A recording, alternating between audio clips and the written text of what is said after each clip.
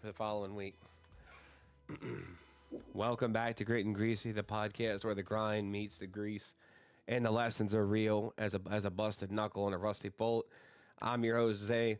Also, cheers to those of you that have your drinks of choice and to those of you that have your beers, your beer of choice. Today's podcast topic is going to be, we're going to be talking about tools of the trade and building your starter toolbox in this episode. And today we're going to, like I said, something every tech needs to figure out early in their career, your toolbox. So your tools are more than just equipment. They're an extension of you. But when you're starting out, it can feel overwhelming trying to figure out what you need, what's worth spending money on, and what can wait. In this episode, I'll help build you a solid starter toolbox without breaking the bank. Let's get into it. So when you're just starting out, you don't need the biggest, most expensive toolbox. Trust me. I've seen a lot of guys on Facebook on automotive groups buying, these Snapple and Matco Mac toolboxes and going fucking broke on the tool truck. With the top of the line setups they don't even know how to use. Start small and build as you go. So, look, I'm going to tell you this. All you need is a little US General service cart from Harbor Freight to start out with. And one thing, here's some essentials you will need. Go for a basic 3/8 ratchet set, drive set with metric and SAE sockets. We use these every day for everything, oil changes, and brake inspections and stuff like that. And a good set of combination wrenches, again, metric and SAE, because this is a must. These will save your life when you're working on tight spaces. Get a set of various size Phillips and flathead screwdrivers. Use these more than you think, especially for interior work, like doing the cabin air filters on these newer cars. Needle nose pliers, needle nose slip joint, and needle nose and slip joint pliers, locking pliers, or you go to, they're handy for gripping or cutting and everything in between, especially when you're doing an oil change on a customer's car and the hood struts are shot on the vehicle. A pair of vice grip pliers are basically mechanic's best friend. It's a good thing to have. That way, the hood won't come down and smack you on the head and knock you out. That's the one dangerous thing when you have failing hood struts and you don't know it. Now, the next thing you're going to need is a torque wrench for properly torquing lug nuts. Accuracy is everything when you're torquing lug nuts or bolts. A decent torque wrench will keep you out of trouble. Now, and I don't mean go with the cheapest thing on the market. Find a good quality split beam torque wrench, 1/2-inch drive at 3/8. The 3/8 is what you'll be using just to torque, brake caliper bolts on the Ford Explorers from 2011 to 2019, etc.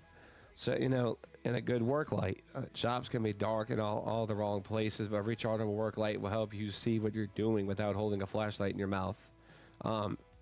Excuse me. Another good thing would be a neck, flashlight, one you put around your neck and put over your ears. That way you could see what you're doing.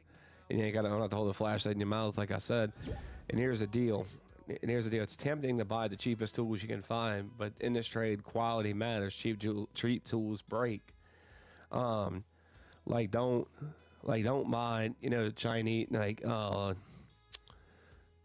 cheap tools. Like, Harbor Freight has some good stuff to start out with. Start with mid-tier, something like Craftsman. And when they do, you're either out of commission or spending more to replace them. Start with mid-tier brands like something like Craftsman or Husky if you're on a budget. As you grow and you earn more, you can start investing in premium tools like Snapple or Matco for the items you see on the most. Also, don't buy everything at once. Focus on the tools you need for the jobs you're going to be doing. Now, if you're you're the tire and oil guy, you don't need a $500 scan tool. On day one, build your collection as responsibilities grow. Now we're going to talk about your toolbox and organizing your gear. Once you've got your starter tools, you need to keep them organized. Nothing slows you down like digging through a mess of sockets to find what you need. Start with a simple portable toolbox or rolling cart. If you've got a space to use a socket organizer, wrench racks, and trays to keep everything into place. And listen, no one likes a guy whose tools end up scattered all over the shop. Take care of your stuff, and it'll take care of you. Now we're going to talk about upgrading tools you'll want down the line. As you gain experience and move into more complex work, you'll start to see the value in specialized tools. Here are the few worth saving for.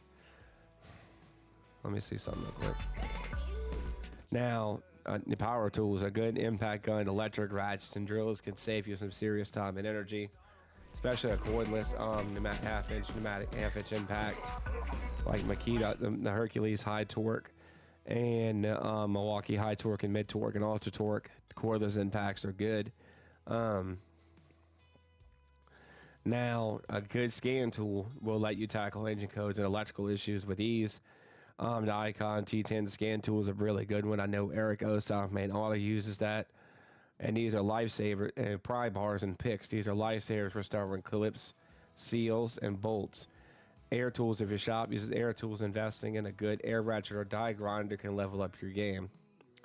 And now we've got the tool hacks for rookies. And before we wrap up, here are a few quick hacks to get the most out of your tools. Borrow before you buy. If your shop has shared tools, use those first to see if you really need to own one. Shop used tools. Check pawn shops, garage sales, or even online marketplace for good deals on quality tools. Take care of your gear. Clean your tools at the end of the day. A little maintenance goes a long way keeping them in good shape. Ask the pros if you're not sure what to buy next. Ask a more experienced tech in your shop. They've been there. They've been where you are and can give you solid advice. Now, another thing I'm gonna tell you before we go.